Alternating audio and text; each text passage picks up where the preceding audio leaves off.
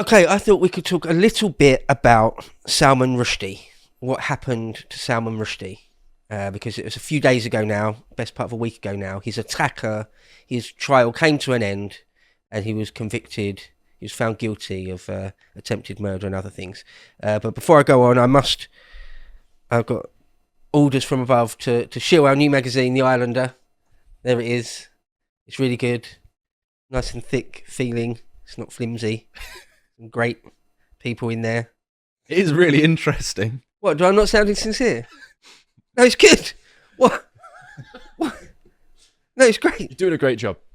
Dr. Parvini, just Carl like Benjamin, Connor, Morgoth, Luca Johnson, genuinely great. Sounds like I'm being sarcastic now, and I'm not being. It's good. Buy it. Buy it. It is legitimately good. Yeah. For the low price Despite of that sales $14.99. It's good value. It's good value, and they don't stick around either. Once they're gone, they're gone. So $14.99 for something that's going to stick with you forever.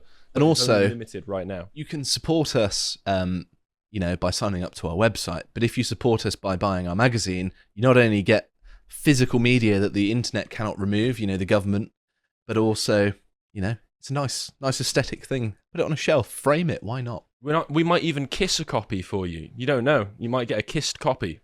We are demonetized by YouTube, so we kept going by subscriptions on the website, our merch store, and things like this.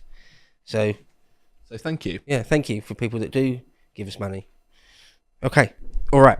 So Salman Rushdie, I'll start the story because a lot of people, perhaps younger people, might not be aware of him at all.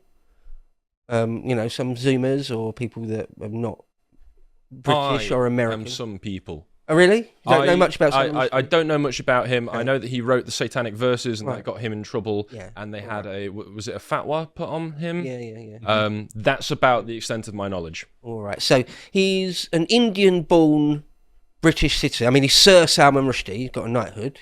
But he was Indian-born, Muslim, but an apostate, i.e. he left Islam.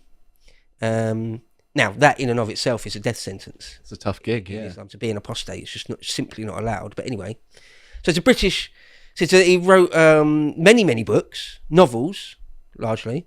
And one he wrote back in, because he's old now, he's in his late 70s now.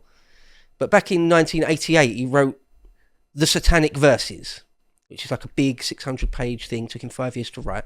And it's a novel, it's just a fictional story. And in that, there's some characters that are loosely based around the Archangel Gabriel and Muhammad. He's given them different names, but the parallels are really obvious, right?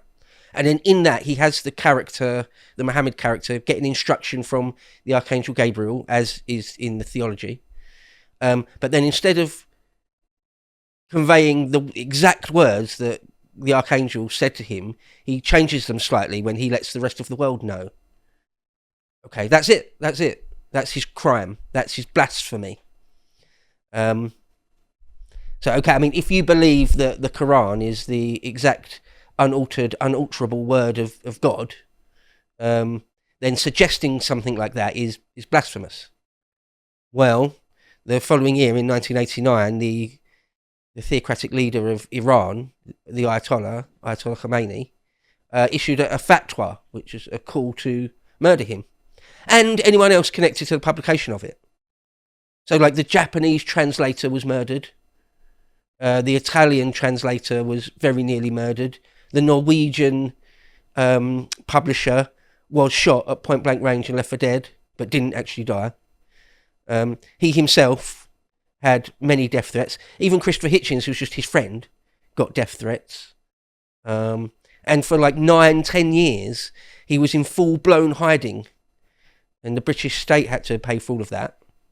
In the end, the Ayatollahs or the mullahs of Iran sort of formally ended the fatwa. But that doesn't mean that there aren't still sort of militant fundamentalists who still wanted to see him dead or hurt, at least. He's already on their radar, isn't he? Right. And so they see him as an enemy of Islam, and then fair game for them to take out their anger. Well, as I say, I mean, even just being an apostate is enough. It is enough, almost. Okay, so it was in the news. So, okay, that's what happened. But then back in 2022, So many years later, he was on stage doing a talk in America, in upstate New York somewhere, and this 27-year-old dude comes out of the crowd and stabs him 15 times, real quick. It's like a proper sort of prison-style shanking. Just sort of stabbed him in the neck, in the eye, slit his throat, stabbed him in the liver or the kidney. He's got damage in his arms, his hand's a bit gimped up or whatever. It was really bad. He nearly died. He was in surgery for like 8 hours or whatever. That's shocking. He lost an eye. One of his eyes is now gone. Shocking he lived. Yeah, right. It is, yeah. Yeah, because he was already in his like mid-early 70s. Yeah, he's very, very lucky, yeah. I mean, so that's what happened. And finally the guy finished his trial and was found guilty. 2 years. Yeah. They got him on video doing it. Yeah, and there was video of it. I mean, play this clip. You don't need any sound, and it's not graphic.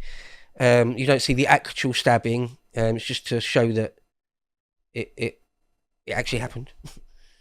Right, so don't worry, it's not actually graphic. So finally, when he was convicted just a few days ago now, and he hasn't been sentenced yet, but they expect he'll get loads. He'll get like 30 years maybe or something like that. So, because in America, it's one thing often they do well. If you are convicted of something, they usually do hand down pretty decent sentences, custodial sentences, right? Often, not always, but Sometimes, depending on the state, yeah. and depending on the judge. But like they hand out life imprisonment without parole a lot more than we do, a lot more than European countries do, right? We've only got a handful of people that have got that, a whole life sentence we call it, with no chance of parole. Whereas in some states in America anyway, they do it a fair bit. So anyway, that dude is going to go down.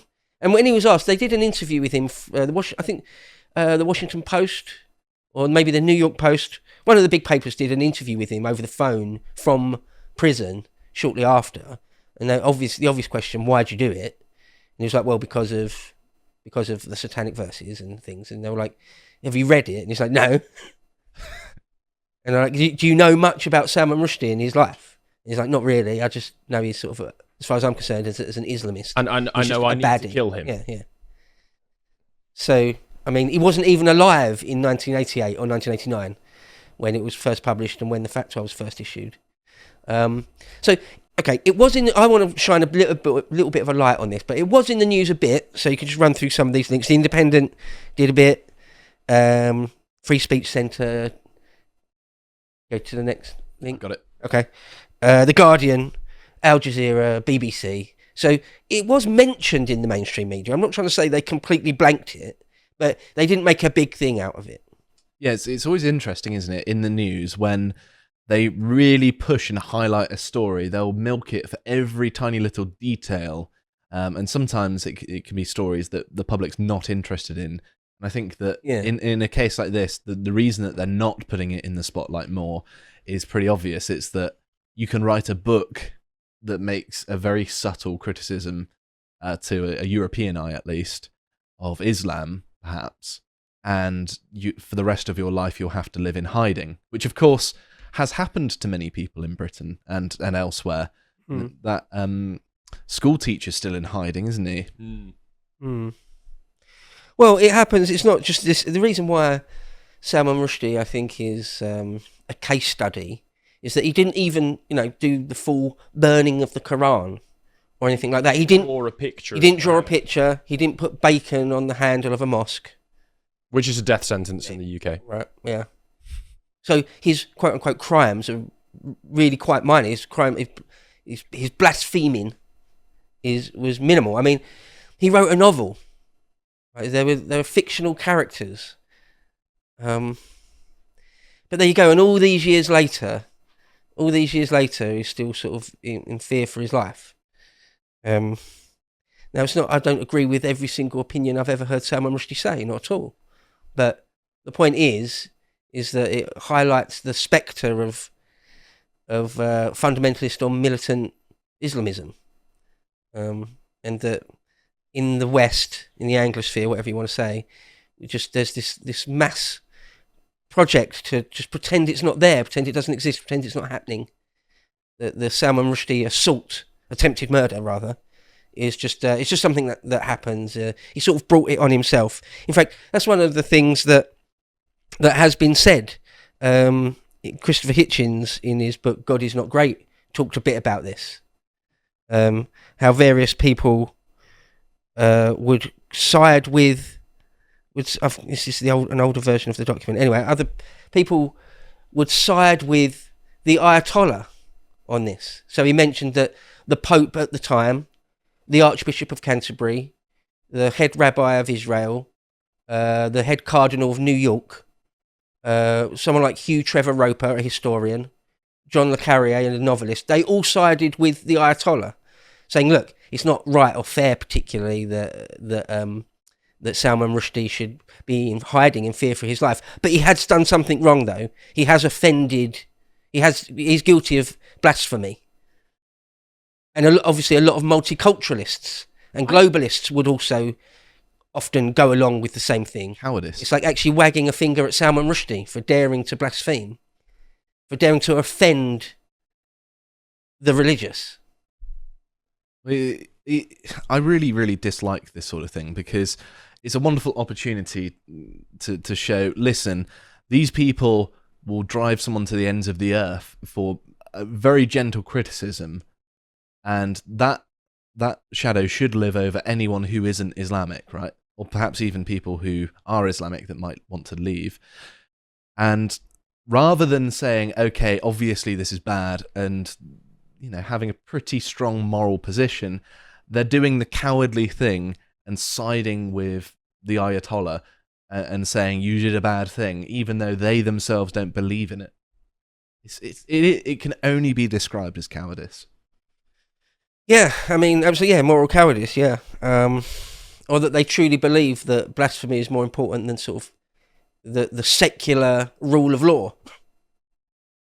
Right, you should be allowed to, in a free and open society, where there's freedom of expression, you should be allowed to criticise within reason anything you want. I mean, they have a very different conception of law than we do.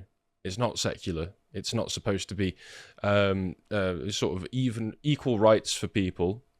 We know what their version of law is. Mm-hmm. Well, you remember the Danish cartoons? Remember when that came out?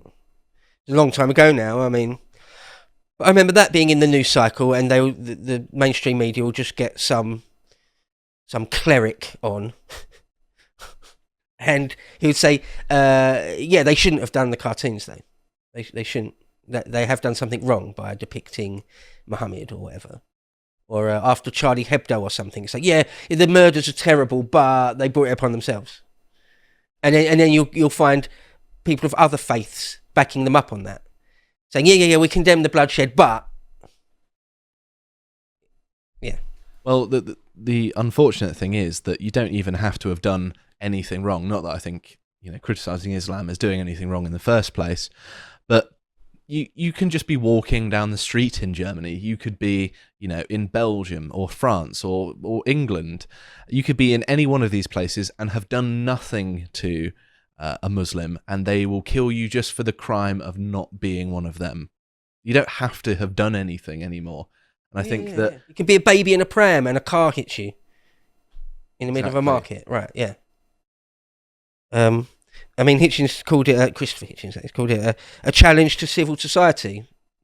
It's putting it lightly, yeah. This sort of religious fundamentalism or militant Islam. So it's antithetical to civil society, isn't it? An outrageous invasion. We have to put up with outrageous invasions and insults endlessly, whilst they will accept. He says it's impossible to imagine a greater affront to every value of free expression. It's partly horrifying and partly grotesque. Yeah. He said that the literal mind, i.e. someone like the Salman Rushdie attacker, the literal mind does not understand the ironic mind, and in fact always sees it as a source of danger. That you're not allowed to write a novel that someone like the Ayatollah considers to be blasphemous. You're not allowed to. The penalty is death. Yeah, okay. It's just barbaric, isn't it? That people allow this to happen as well and try and bend over backwards to justify it because of their own moral failings. And these people are still allowed to have a position in civil society and aren't laughed out of the room for being a pathetic coward. Not allowed to criticise it. If you do criticise Islam, it's just labelled as Islamophobia, isn't it? You might have all seen the clip of Sadiq Khan and Keir Starmer sitting down and just both agreeing with each other. Yes, Islamophobia is a terrible scourge on our society and all that sort of thing. Well, I'm sure it was Islamophobia that carried out the Manchester Arena bombing, wasn't it? Or the 7/7 attacks. It was all Islamophobia that did that. Well, Christopher Hitchens called Islamophobia a word created by fascists, used by cowards to manipulate morons. It's quite Too far off, yeah. quite succinct. Anyway, the last link there. Again, if we just let a lot of our Christian viewers probably hate Christopher Hitchens, but I thought he was. Again, I don't agree with everything Christopher Hitchens said by any stretch of the imagination. I think he was wrong about the Iraq War and a number of things. But on this, he was super strong. On this sort of thing, he was super strong. If you go to the last link, and let's just watch this, and he's talking about Islamophobia. Back in 2009, he said this. I'll play the clip. Where's the mouse? There it is. This is very urgent business, ladies and gentlemen, I beseech you. Resist it while you still can, and before the right to complain is taken away from you, which will be the next thing. You will be told you can't complain because you're Islamophobic. The term is already being introduced into the culture as if it was an accusation of race hatred, for example, or bigotry, whereas it's only the objection to the preachings of a very extreme and absolutist religion. Watch out for these symptoms. They are just symptoms of surrender, very often ecumenically offered to you by men of God in other robes, Christian and Jewish and smarmy ecumenical. These are the ones who will hold open the gates for the barbarians. The barbarians never take a city till someone holds the gates open for them. And it's your own preachers who will do it for you, and your own multicultural authorities who will do it for you. Resist it while you can. Boom, see Hitch at his best. Okay. Wasn't wrong there, was he? Prophetic in many ways. Absolutely prophetic, yeah. If you would like to watch the full uncut version that is also uncensored, head on over to lotuseaters.com to find out more.